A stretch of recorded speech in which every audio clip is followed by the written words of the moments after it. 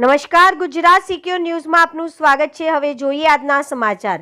ખેડા અને ધોળકા માર્ગ પર આવેલા જૂના પુલના છેડા પર ગાબડું પડ્યું। રસિકપુરા ગામ પાસેથી પસાર થતી સાબરમતી નદીના પુલના છેડા પર ગાબડું।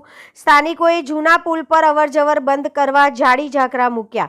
સાવચેતીના ભાગરૂપે સ્થાનિકોએ જાળી ઝાકરા પુલ પર અવરજવર બંધ કરાવી। તેમ છતાં પણ સ્થાનિકો નદીમાં નવા નીર આવેલા જોવા પુલ પર ઉમટી પડ્યા।